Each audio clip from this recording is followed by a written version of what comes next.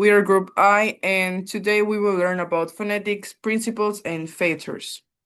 So, when we talk about phonetics, we're basically studying how our mouth creates the sounds we use to speak. It's like looking behind the scenes of language. We learn what the tongue does, how the lips move, how the air flows, and how our ears catch those sounds. Understanding these things help us speak in a clearer and more controlled way. What I find interesting is that a single sound depends on many tiny moments.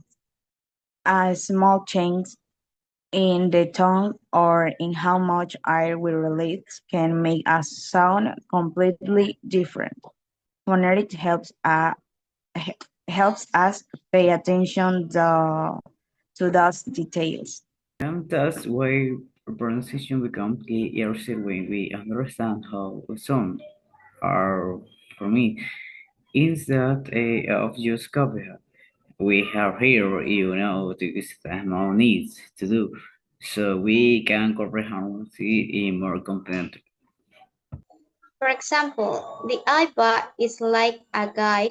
It uses symbols to show the song exactly how it should be said.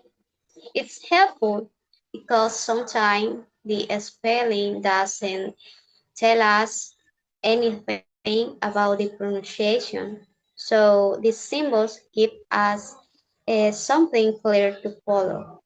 Another part is understanding how consonants work. A consonant usually involves some tie or the blockage or obstacle in the mouth. Phonetics teach us the pattern behind the sound so we can see how each one is different. One way to explain consonants is by looking at where the sound happens. Sometimes it's at the lips, sometimes at the teeth, sometimes with the tongue touching different areas inside the mouth. So we also look at how the air comes out, whether it stops, squeezes through a narrow space, moves through the nose, or flows more freely. And then there's voicing, which is just whether the vocal cords vibrate or stay quiet. When we combine these ideas, we can describe any consonant very clearly. It helps us understand why two sounds may look similar when writing but don't feel the same when we say them. A little change in movement or vibration creates a completely new sound. Vowels then your example of their practicing the backwards like the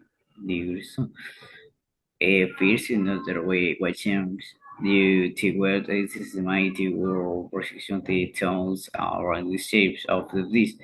What is the width and vowels is on why, low, wide, and around. And even a small adjustment is the tongue or lips can create a new vowel sound. That's why English has so many vowels variation.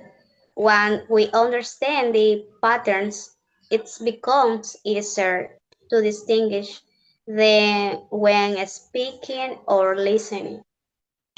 Also, the tongue, which are like two vowel sounds blending together.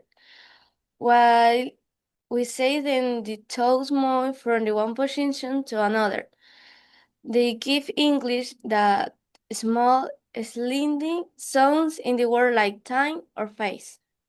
So, what all of this shows is that speech sounds are more detailed than they seem. When we learn how the mouth creates each sound, pronunciation stops being guesswork. Phonetic give us a map of how sounds behave so we can speak with more clarity and confidence. Thank you.